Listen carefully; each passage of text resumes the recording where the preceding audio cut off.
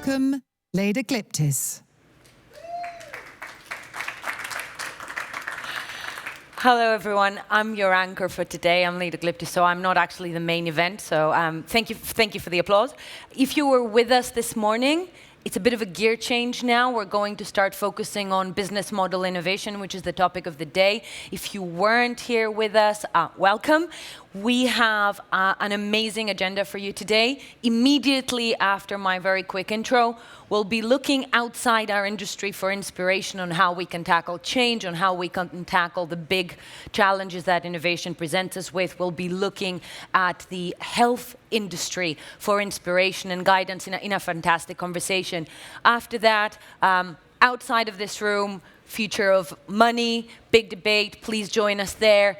Reconvene here for a continuation of the fintech conversation that some of you were here with us for. The focus, just before the session was on Africa, the focus around lunchtime will be on EMEA.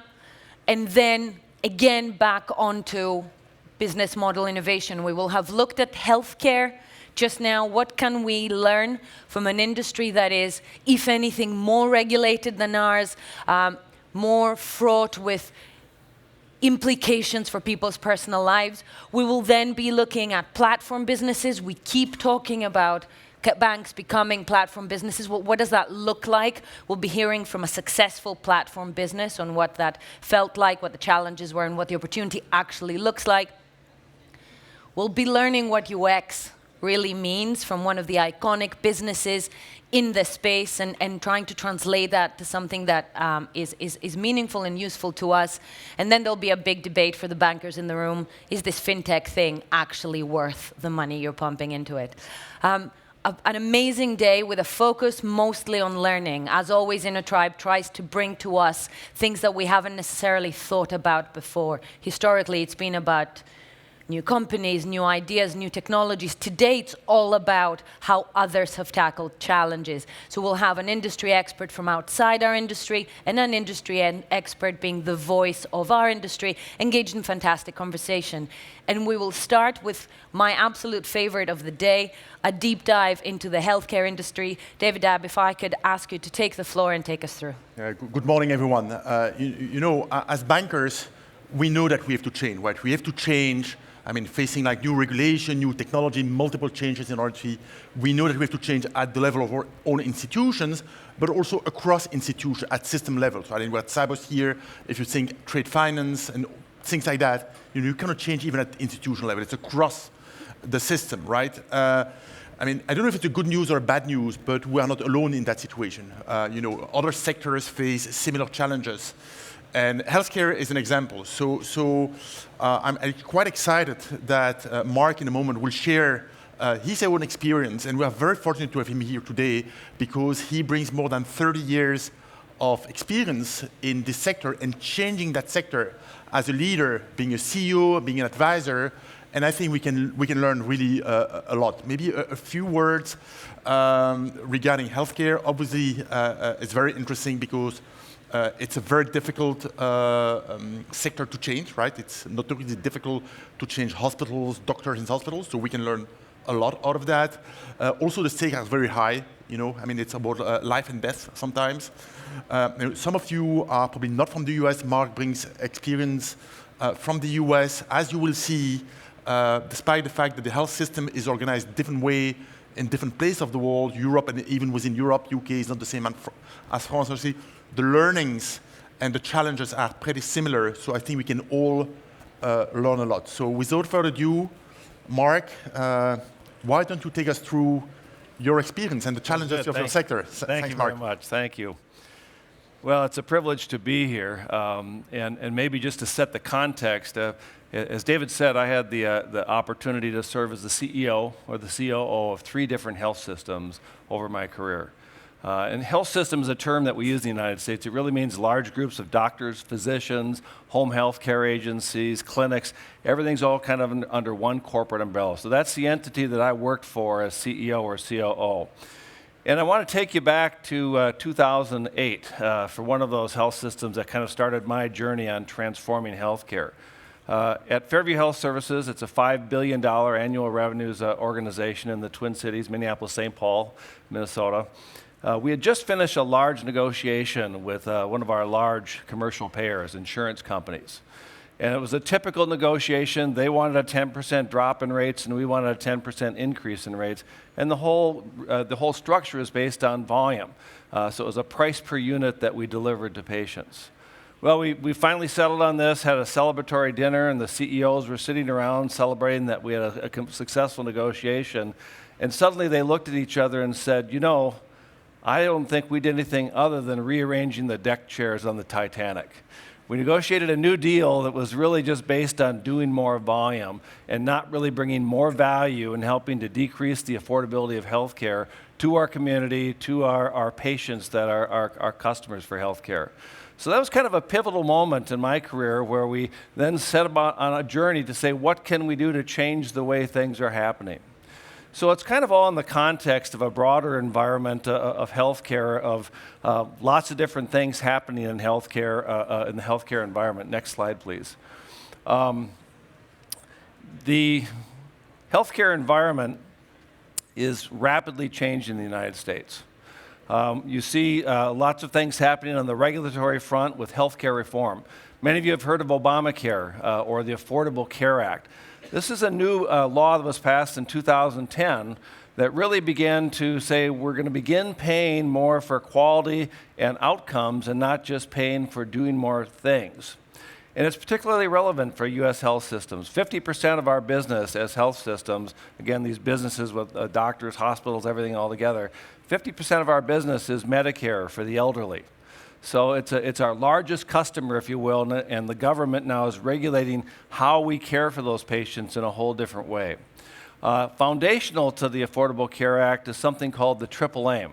This was coined by Dr. Donald Berwick, a physician from Harvard, about 10 years ago.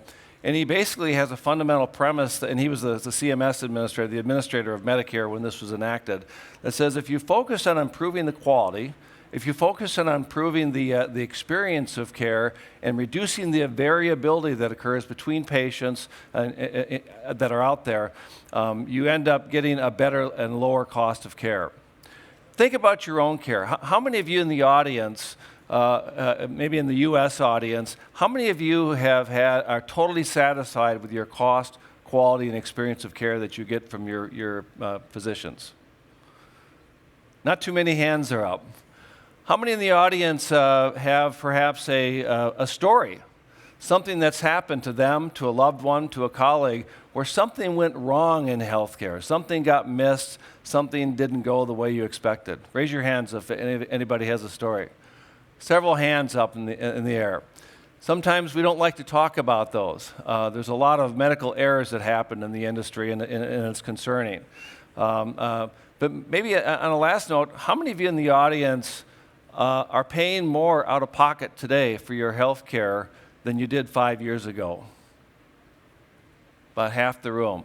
So, and that's probably a lot of the U.S. folks. The average U.S. out-of-pocket payment is rising dramatically. It's now $5,000 per family.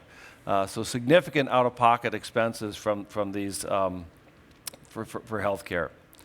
With that is really kind of driving this whole rise of the healthcare consumer. In the past, physicians really directed the care of patients, and patients did what physicians asked them to do for the most part. But now physicians are paying more and more out of their own pocket. They have choices. They're looking at the prices of things. They're asking questions that they didn't previously ask. How much will this cost? How does this fit in my copays and deductibles? How will I work with that as a patient in my family? There's a lot more data available as well. Transparency of data is paramount in our industry, and it's dramatically increased in the last 5 years to allow healthcare consumers, or health patients, to become consumers. Some have really kind of targeted this, the birth of the healthcare consumer. So another core part of what's happening in the U.S. healthcare environment.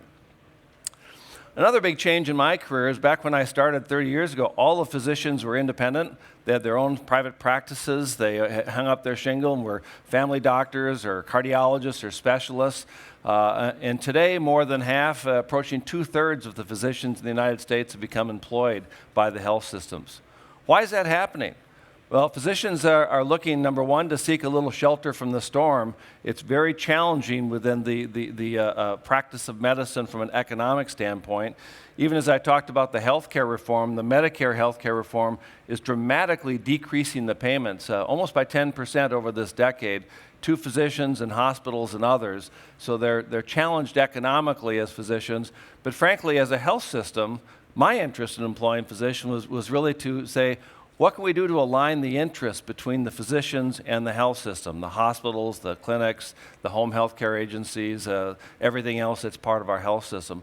Often we are functioning in our own silos. So as we think about our theme for today, innovating outside the silos, that's much of what we were trying to do with physician employment as well. Common theme that you'll see most everywhere.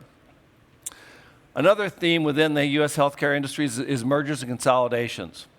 We're seeing tremendous numbers of mergers and consolidations across the industry of hospital systems linking up with other hospital systems, of physician practices scaling up to become larger, them joining big health systems as well. We see pharma companies merging with other pharma companies, technology companies merging with technology companies. Why is all that happening? Well, they're really trying to create scale in order to really get financial synergies from that scale that they can create, take out excess costs that might exist across the industry. They're at the same time also trying to have a bigger footprint in the markets that they're at so they're able to serve more comprehensively the patients in those communities. The last 3 years have been record numbers of mergers and consolidations in the healthcare industry. I don't see it changing. There's a dramatic increase in mergers and consolidations across our entire industry. And lastly, and I'll finish with this one on this section, is there's this relentless focus to reduce costs. I mentioned earlier that the Affordable Care Act is reducing the payments to health systems. What we see is that the math is simple from a business standpoint. If you think about our businesses as health systems, half of our business is Medicare. That's impacted by the Affordable Care Act. What you may not know is we're losing money on all of that care that we deliver. Medicare pays us below our cost of delivering that care. So further, Medicare is our fastest growing product. So I'm trying to put this in business terms. Our fastest growing product, which is our largest product that we're already losing money on, is going to be cutting our payments even more over the next decade. So it's causing this relentless focus to say, how do we make money on Medicare? How do we actually create value for our patients and allow ourselves to keep our doors open? The average operating margin for your health systems in the United States is 2 to 4%, razor thin. 2 to 4% operating margin for these health systems. So that's why it's important, and you'll see this relentless focus on what can we do to try to make healthcare more affordable. So it's hard to give a complete overview of the U.S. healthcare system in 10 minutes, but I've tried to do that. David, what are the similarities with banking? I mean, what you've just described, Mark, is of course specific to your industry, right? I mean, the first to say, but if you step back, I think I see a lot of similarities. I mean, regulation for sure is something that deeply affects banking. New regulation, more regulation, that one. I mean, new consumer habits, right? I mean, that's also something which is clearly at play in our sector. Technology, more technology everywhere. Rising cost of some of technologies and the system to deliver what our customers demand. So despite the differences, I see a lot of analogies here. And one thing which for me is quite striking is that, if you think about it, nobody wakes up in the morning and say, hey, today I'm going to buy surgery, right? Let's go to the hospital, I'm going to buy a treatment, right? Actually, that's not how it works. And people actually very often don't even want a treatment, they don't even want to get the cure. If you think about chronic disease, right? I mean, it involves trade-offs between longevity and quality of life. And this is, complex things, right? And if you think about banking, in the same manner, people don't wake up in the morning and say, hey, today I really want to buy a payment or I want to buy a mortgage, right? They want to get a new house. And actually, they don't want to get a new house. They want to get a new place for their family. And I think there is an interesting analogy here. So despite the difference, I see a lot of analogies. And Mark, how are you dealing with this? Because maybe we can learn a lot about, what the healthcare industry is doing to cope with the challenges. Yeah, let me thank you. I think there are a lot of similarities between our two industries. And maybe before I start on kind of the broad overview on how we're dealing with it, I'll show you a quick video. I was going to be showing that earlier, and I just jumped right over it, unfortunately. But let me show you a quick video of what one of my clients is doing. So today I'm a consultant. I work with 30-plus health systems across the U.S. on this transformation, helping them say, how can we bring more value to our community?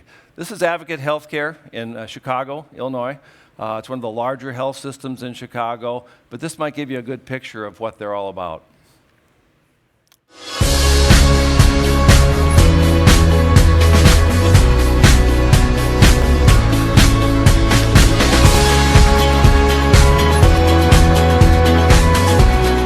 Right at the center of a relation between patients, physicians, and the hospital is APP. We have acquired and implemented newer technology, newer tools, and newer quality measures. All of those have translated into better care for patients. APP is designed to improve the efficiency and quality of healthcare. Their focus was on clinical integration and helping patients either with preventative health care and also with chronic disease management. We use all those clinical integration programs all the time with good results. I had a patient that was in their 50s. Concerning polyps were identified, and because of the clinical integration program, colon cancer was prevented in that patient.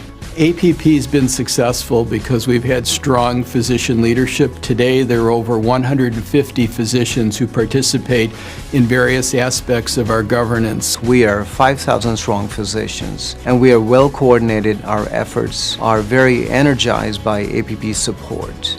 At the end of the day, we are always hoping to be at the pinnacle of care for our patients. The best kept secret in APP is the fact that we have a single set of metrics that all of our payers accept. That was the biggest complaint I heard, that every managed care organization asked them to do something slightly different. APP really understands what's going on with insurance companies, and they really keep ahead of that. They will negotiate good rates for us. And the good things is we still keep our freedom as independent physician. Patient care is always enhanced, and physician satisfaction is always improved.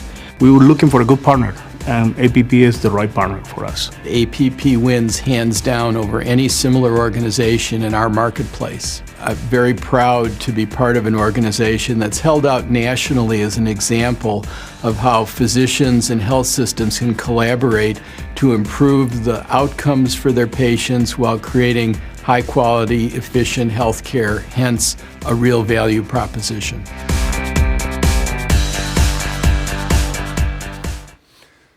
So again, this isn't intended to be any sort of an advertisement for Advocate, but they're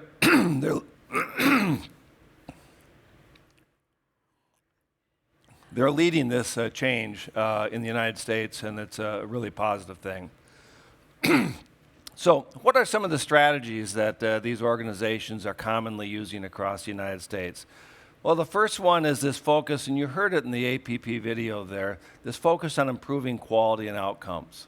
There's great variability in care that occurs throughout the world and throughout the United States, and how patients with common conditions present to those organizations and how they're cared for.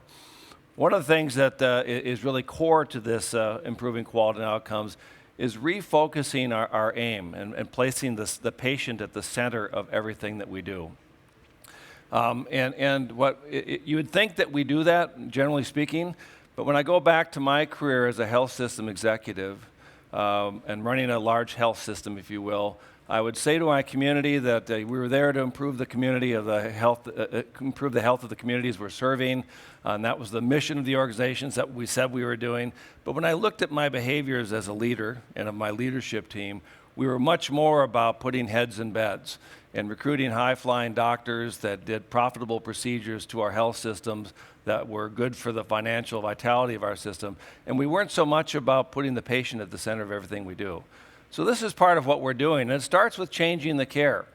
The only way to create value is to change the care, change what happens with patients, reducing that variability, taking out the waste, those bad experiences that many of you have had, finding ways to reduce that from the organization. And this involves using evidence-based medicine and data and technology to understand medicine and make sure that we're doing the right thing for the right patient at the right time. So it starts with changing the care. Second big piece is changing the experience. Not everybody has a great experience, and frankly, if you look at how health systems were organized in the United States, they've largely been organized around the convenience of the physician and not around the convenience of the patient. So how do we make it more accessible and more affordable for patients? How do we bring care to them where they want it? Build retail clinics and other sorts of clinics out in the communities where they live. One of the things that we did at Fairview as we were going through this journey is put in place the ability for a patient to Skype into the ED, to have a FaceTime type secure connection into the emergency department on a 24/7 basis. You've all been there. It's 2 in the morning. You've got your firstborn baby that's got 100 and something fever. You're scared to death that something seriously wrong. So what do? In today's world, you jump in your car, you drive down to the emergency department at 3 in the morning, and you spend $2,000 of somebody else's money to find out that they just have something that's pretty common. Our patients love the ability to be able to Skype into the ED, talk with a board-certified emergency department physician, and find out what's going on. And if they're ever concerned, of course, they'll bring the patient in. But most often, it's just a common ailment that they can treat safely and effectively at home and send a prescription to a pharmacy if need be. So we did a number of things to innovate in that space around changing the experience of care. And then finally, we also work on changing the payment model. So change those models, get off that Titanic and move to a different model to say, let's kind of take on population health risk and partner with insurance companies and with the federal government to say, we'll take X dollars per member per year, and we only get paid that if we achieve certain quality levels and certain experience levels. So it's not just to get to the cheapest care, but to get to the best care. And that's much of what we've done in this placing the patient in the center of what we've done. So changing the care, changing the experience, changing the payment model is this move of volume to value-based care. The other thing that we're working on along that, the second key strategy, I should say, is really aligning the key stakeholder incentives. Again, in the past, everybody was functioning in their silo. Everybody was trying to optimize their silo. It's the doctor silo, the hospital silo, the home health silo, skilled nursing facility. Everybody was working the reimbursement system to really optimize their silo. And as we've done this and made this transformation for these innovative systems, these top 30, 50, 100 systems that I work with around the country, it's kind of been a big cultural transformation. The center of the universe, where all the decisions were made, where all the capital was allocated, where all the profit was made, used to be in the hospitals. And today the hospitals are becoming more like cost centers in these large health systems, and the center of the universe is moving towards the physicians that actually deliver that care. Remember, the only one that can change the care is the ones that deliver the care. And that's our world, in medical, if you will. And so a big change of this cultural transformation of physicians, leaders, physicians rise in the organizations. Dr. Lee Sachs, who you saw, is a nationally recognized physician leader for the work he's doing in changing the care at Advocate and teaching many others to do the same in our industry. Another key component to this aligning stakeholder incentives is one I mentioned earlier, physician employment. In the past, again, we had physicians that were literally competing with health systems and sometimes duplicating resources right across the street from each other. A group of orthopedic physicians might have an MRI machine or a CT scanner in their office right across the street from my hospital where we have the same thing.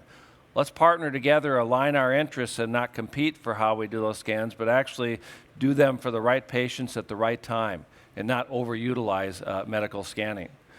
One thing that we see in the United States is about 20% of all high-end CT and MR scans are not medically indicated. And in fact, sometimes they can cause harm, having the ionizing radiation come to patients that didn't need a CT scan. So we're working hard and this is one of the ways that we can do this, by aligning the incentives between the physicians and the care systems as well. Another part of aligning incentives is new collaborations. I sometimes refer to these as OWAs, other weird arrangements. That's something that perhaps happens in your industry, but collaborations are happening between partners that we just haven't seen. Other health systems partnering with health systems to serve their community better.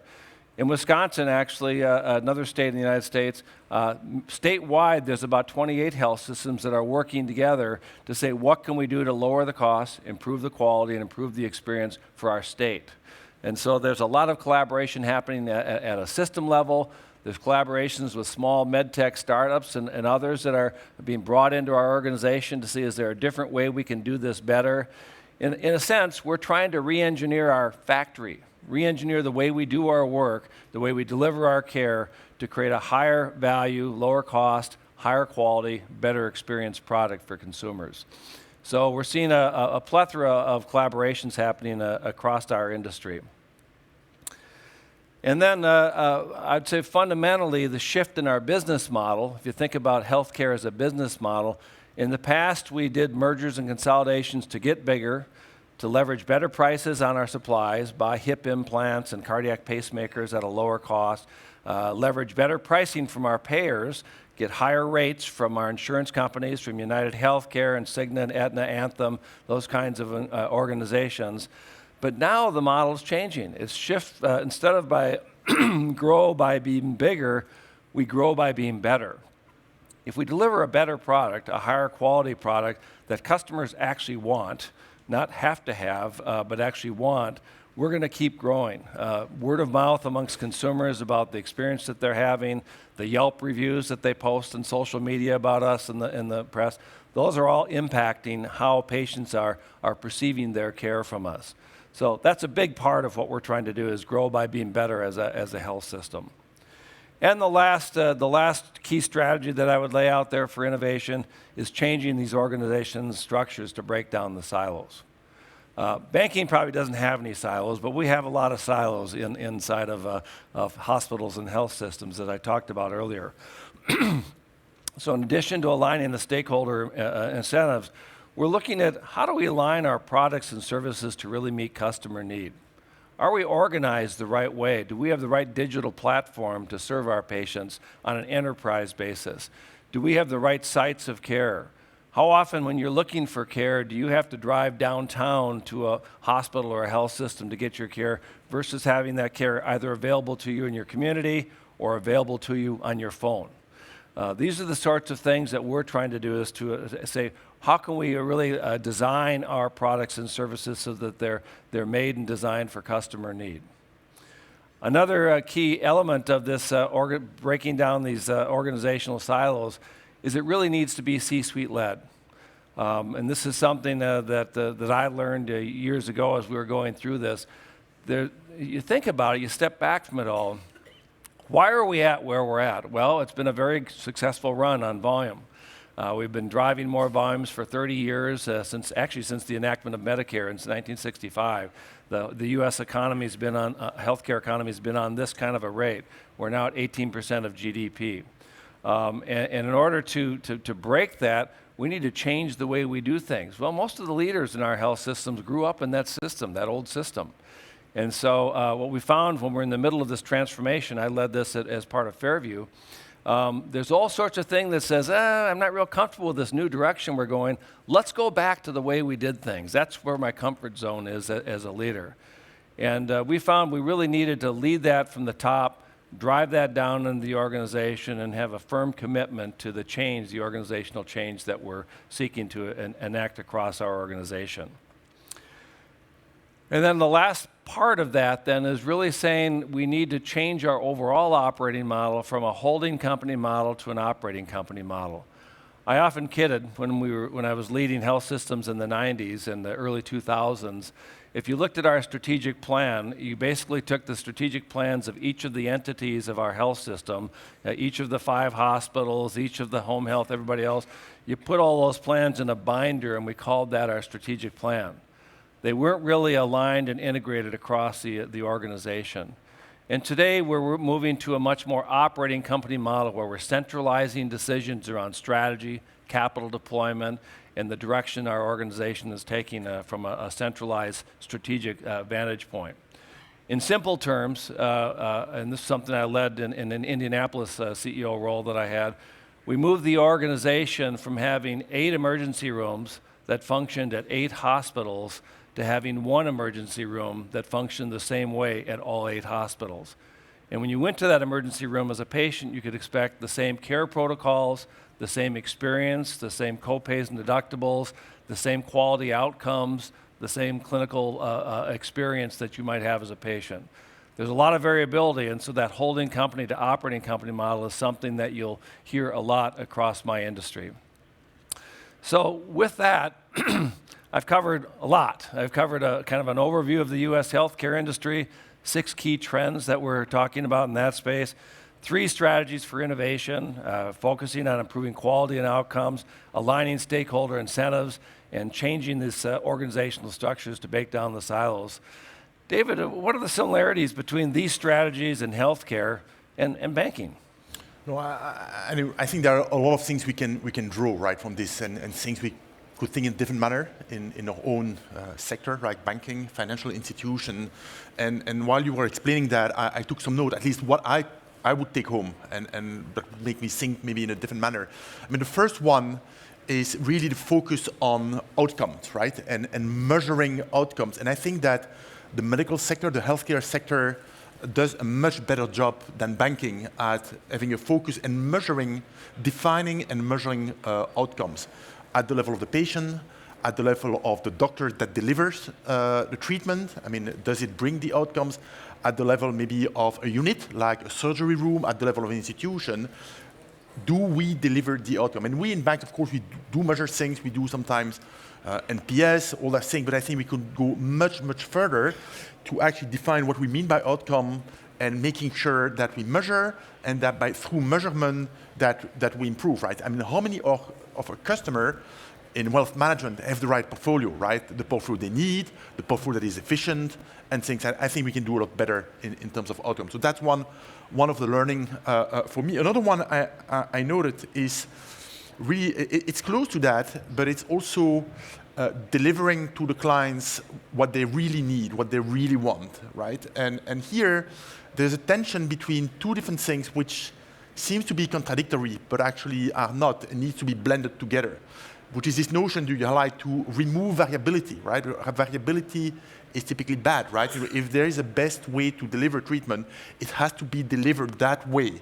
And that goes to standardization and sometimes also automation and robotization, because sometimes the best way to make sure that it's delivered in the right way is just to automate and remove the human factor. At the same time, you put emphasis on the new role of the doctors, right? And on the one hand, you want them to just follow the things, right? And at the same time, they need to start having different dialogues about different things with the customer. What do they really want? Whether it's about the outcome of the treatment, because I say back to my example about, chronic disease or terminal stage diseases, right? The outcome, I mean, what you define the outcome, is different for different persons, right? And therefore, the doctor, the frontline, needs to have that dialogue with the patient, and that's really a one-to-one tailor-made dialogue to be combined with, removing variability in other pieces. So that's also an element of reflection for me, how we as bankers are going to combine robotization and normalization to deliver quality in a systematic and reliable and repeatable manner, while keeping not only the human touch, but actually delivering what our clients need. So it's a core challenge for me. Another one, and maybe the most important one for me is related to what you said at the end, right? And changing the organization, right?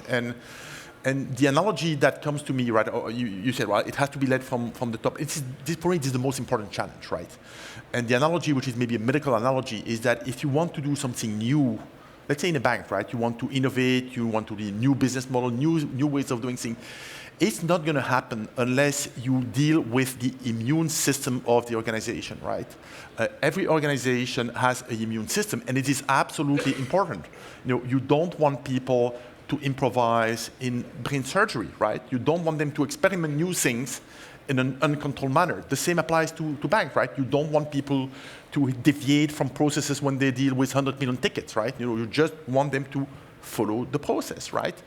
And therefore, there are a lot of controls in place, and the controls are obviously policies, units like legal, risk, procurement, culture, habits, and so on and so on. And if you really want to do something new, which in a sense, the analogy is you want to do a transplant, right? You want to grow a new limb out of the body or transplant something. If we don't deal with the immune system, which is your last part here, it's not going to happen, right? And therefore, for me, a key drawing, if we bankers are serious about these things, we have to deal with that piece in a very serious way, led from the top, but involving the entire organization. That's what I would draw from. That's my personal takeaway from what you said, Mark. Good, good. Well, should we open it up for some dialogue with the audience? Guys, thank you very much for what has been a very interesting conversation so far. This is where you all get to play, so please think your questions. I'll abuse the chair and the microphone and kick you off with one myself. We're mostly bankers in the room, but quite a lot of what you were describing resonates. There are challenges we're facing, and one of the biggest challenges and one of the most common conversations we all have in our organizations is risk and compliance. Anything you want to do, the first flag that's held up is risk and compliance. And I've been told a million times, and rightly so, that it's all about your grandmother's pension, right? Well, so you're in a space where it's all about your grandmother. You're actually dealing with human life, so the stakes are even higher. So what I'd like to kick you off talking about is the burning platform. What was it that made an extremely complicated, extremely emotive, and very, as David already said, it's the sort of industry that people don't want to deal with, but have to. The constraints are immense, the risks are immense, all that similar to us. What was the burning platform that kickstart your transformation, and then what are your thoughts on ours? Mm-hmm. Yeah, I would reflect both on my own personal transformation and what I'm seeing from many, many different health systems across the country. The burning platform is the simple facts that healthcare in the United States is unaffordable. The average cost of premiums for a family of four in the United States by 2020 will be 50% of average household income. 50. That's crazy. It's just crazy that we're spending. And not only are we spending that kind of money, but we have all of these quality challenges of wide variations in quality, and most patients are pretty dissatisfied with their care. And so we stepped back and said, we're the problem. We've got to transform ourselves, not to make healthcare just a little bit better, to make it the best. And it can be. We know that can happen. And I can tell you, as I started to move down this path with my own health systems and with others that I'm working with, you can just watch the differences in what's happening with patients. You can see what the advocate physician partners are doing. Those quality scores are now the top in the country. And on a real personal note, I'll share a quick story. My wife and I were out to dinner one night at the Capitol Grill. It's a steakhouse in town. In the middle of dinner, she suddenly started looking green. She didn't look like she felt too well. And she kind of fell off her chair, went right to the ground, passed out. And I wondered, what the heck's going on? So the end of the story is good. But we took her into the emergency department, ambulanced her in, got her all fixed up with some sort of vasovagal condition. But the next morning, we got out of the emergency room at 12:30 in the morning. The next morning at 7:10 in the morning, my phone rang. And I answered the phone, and it was my wife's doctor calling to say, we see you were in the emergency department last night. We're very concerned about your care. We want to be sure this never happens to you again. Come on in today. We'd like to take care of you and make sure, do some additional tests to make sure that this never happens to you again. That's the way care ought to be.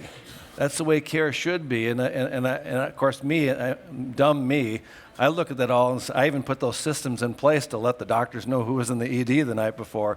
But and now, of course, my wife has loyalty towards her physician for the rest of her life. Of course. I can't ever choose a health plan that doesn't include that physician. But the burning platform is both on a personal basis and on a societal basis, and that's what I see driving these health systems across the United States. David, what's your response? I think it's exactly the same, right? It starts at individual level, right? When at one point people realize, and people know, right? They read the newspaper, they're aware, fintech, regulation, they kind of know. But very, very often, I mean, at least a few years ago, they didn't really know. They kind of knew, but not really. And different people react in different manner, and there's one tipping point when all of them say it's kind of an oh shit moment, right? And maybe it's an anecdote, but the head of corporate banking came to me and said, "Hey, David, innovation. I want to have more innovation in my business line. How do we do something about that? Why don't we do an offsite?" And I said, "Hey, are you serious about this?" "Yeah, we are serious." "Well, we're going to do it in a serious way." So we took the entire team, we took them in an ecosystem. London, spent 2 days, and as part of that, I invited, amongst others, fintech, right? And they were exposed. No, they knew about fintech. They had, but they had never seen one, right? Some of them. And at the end of these 2 days, we had a kind of debrief session, and one of the guys from that extended management team said, "Well, I didn't know exactly why I was invited here. I didn't want to come to London. I have other things to do. And now after these 2 days, I understand why I was invited, and I'm scared." And the reason he was scared was because that morning he saw a startup, young guys, super bright, not 2 guys in a garage. I mean, there's one of the guys was previously with Goldman Sachs and so on. And all of a sudden for him, he understood that this was real, right? So different people react in different manners, but you have to pass this tipping point, both at individual level and not so much institution, but team level, leadership teams, where all of a sudden at the level of the team, it becomes something on the agenda. I'll bite back my question to see if we have any from the audience before I go on. Any questions? There's one back there.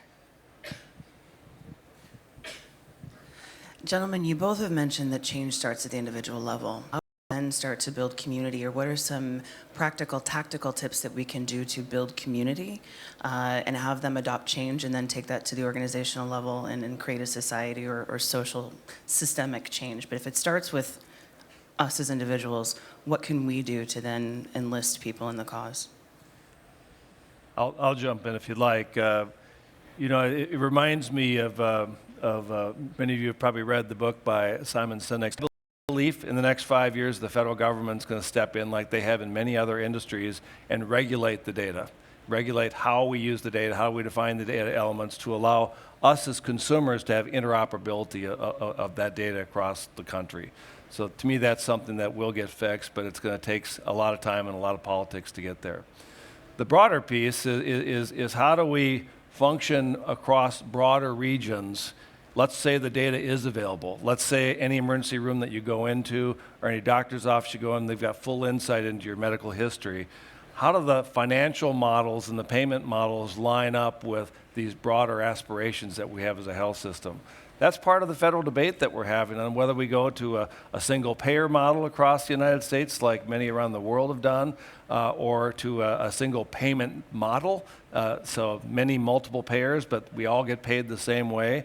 And that's part of what we're trying to sort out and then why it's been so contentious across this debate in the United States.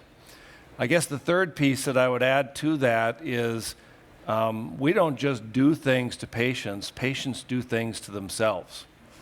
There's a big social factor that's happening in healthcare in the US, and frankly, the social factors account for about 70% of the costs of healthcare, and what we do as providers in health systems is about 30%, according to the data.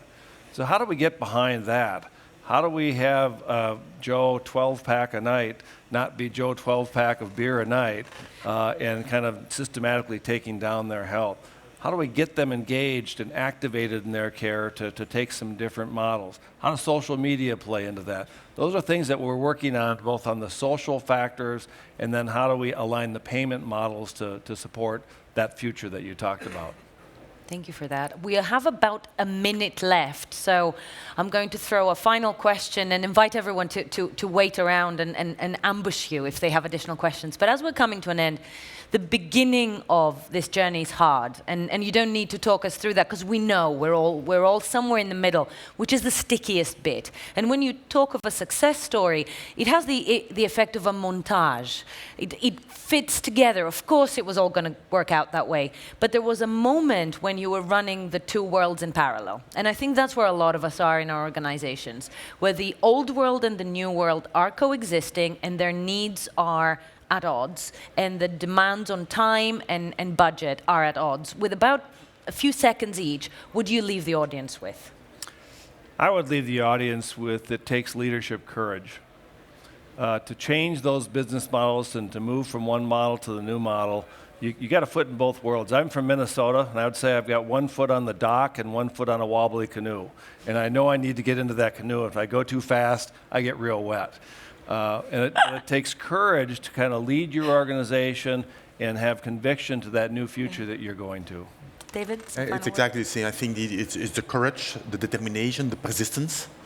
And I think a key element for me is to managing the speed of the change in a very smart way. There are certain things you don't want to go too fast. You need to let the time work to make it easier. And that other thing you say, look, you don't want things to take too much time.